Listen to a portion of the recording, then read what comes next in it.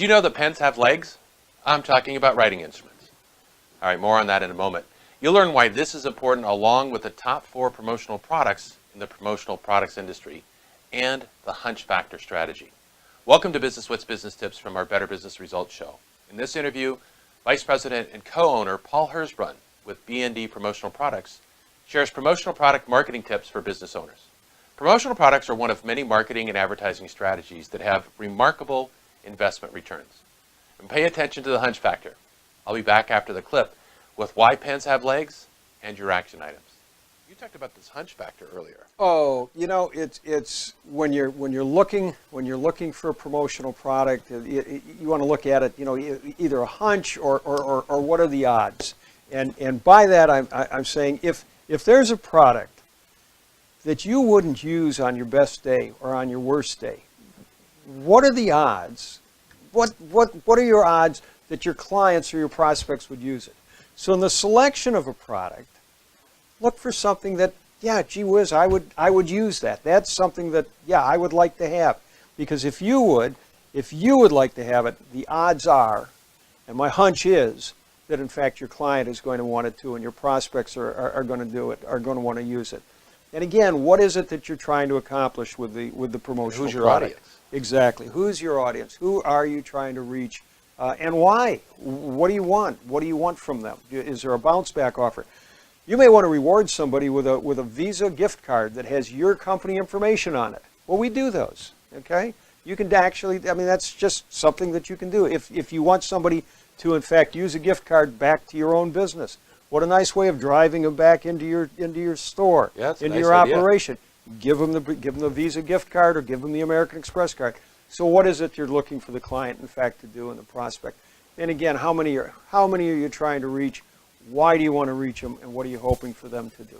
So let's talk about just specific promotional products, right? What's the number 1, number 2, number 3? You talk about California, talk about the United States. From a category standpoint, and again, remembering I've got 370,000 products with an access to a million more. But the number 1 selling category is clothing. You know, if your name is Nike, you're watching this and your name is Nike, you've got a lot of people advertising your name. Right. But if your name isn't Nike, doesn't it make sense to have either you be wearing something that has your information on it or be giving out T-shirts or caps or whatever? They say right now that the average person has about 6 caps sitting in their closet with different insignias on it. So clothing, whether it's being used by you or used as a giveaway, continues to be the number 1 category. You're a little bit of a walking billboard. I mean, you're basically promoting your product every time you're wearing that shirt or that hat or...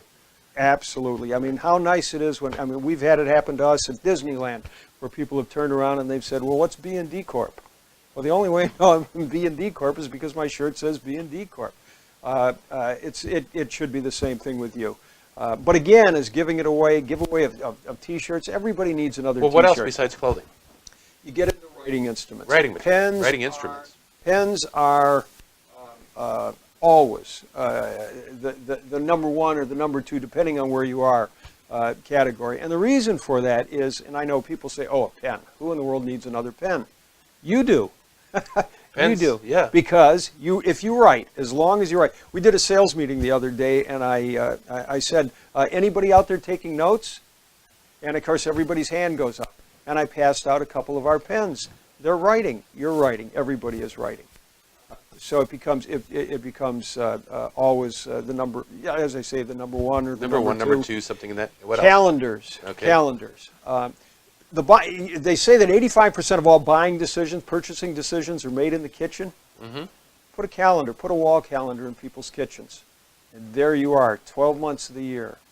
Well, almost 365 days a year. Exactly. And on a leap year, you get the extra one. Well, Most of our wall calendars, in fact, actually have 13 months because they will start in the December of this year and then run through, of course, December of the following year. So you have all of that exposure for you. In California, those 3 are always up there. But I will tell you, one of the hottest selling categories we have are the shopping bags. Because you can't. Proposition 67, you cannot go into a grocery store, you cannot go into the pharmacy, buy something and get a single-use plastic bag. You can buy a bag from them at 10 cents a pop, or you can carry in your own bag. But think about this. Think about this. What about people walking into Ralph's and carrying your bag? What about them going into Smart and Final and carrying their bag with them? I love when I do sales meetings, same thing that I do about Nike. I'll ask, who here is named Albertson? Nobody raises their hand. Who here is named Smart and Final? Nobody raises their hand. Then why are you having people carrying their bags? Doesn't it make sense for them to carry your bags? Shopping bags are absolutely enormous in California, and it's going to, the same thing that happened here in November in Proposition 67 is going to be happening in other states around the country. Yeah, they're going to. California is a leading indicator state. New York, there was an incident on a TV show. I won't mention the show, but there was one of the newscasters kind of threw a little bit of a temper tantrum. In that he was buying things at a grocery store, and they put it into this single-use plastic bag, and people could see what it was that he had in his single-use plastic bag. I don't know what it was. He obviously didn't like the idea. He didn't like the idea that people could see it. I immediately sent him one of our bags. I sent it to him priority mail.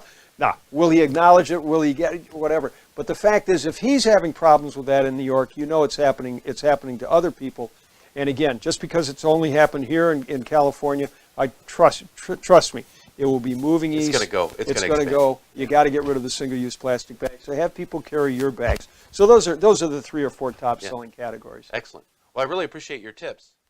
So how about that hunch factor? That applies to our business in a variety of areas. It's your intuition, and it's a great guideline. It's not the be-all, end-all, but it's very helpful. Earlier, I shared how pens have legs, and that simply means that people lose pens all the time, and they end up in the hands of others. The average inexpensive pen travels through 4 to 7 owners. In fact, Paul tells the story of how one client signs the check at the restaurant with his pen and purposefully leaves it behind for someone else to find, and it turns into opportunity. We could all use a little of that. Here are your action items. Number 1, understand your audience. Build your avatar. What are the key characteristics?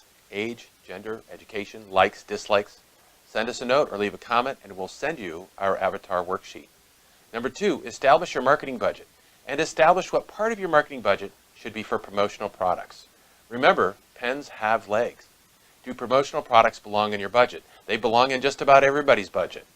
Pens and writing instruments often have terrific investment returns. Number 3, what's your hunch? What type of promotional product would your customers and prospects like? What would they use? What would they share with someone else?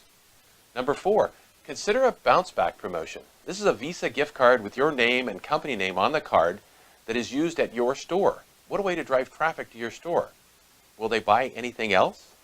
And number 5, turn your team into brand ambassadors. This goes along with John Eccles' atomic revenue formula. Turn your operations team into a referral revenue team. All it takes is a hat or a polo shirt, and they become more effective representatives for your business. Now, I really want to hear your feedback. Please scroll down, take a minute right now, and leave a comment. Let us know if this was helpful, or you'd like to see a video that addresses a different issue or a different challenge. I use your feedback to make our videos better. Now, I'm a reformed chess player. Not really, I still play. And chess is all about making the right moves in the right order. Making the right moves is the path to winning in chess. It's the path to winning in business too. When you make the right moves for your business, winning gets a lot easier.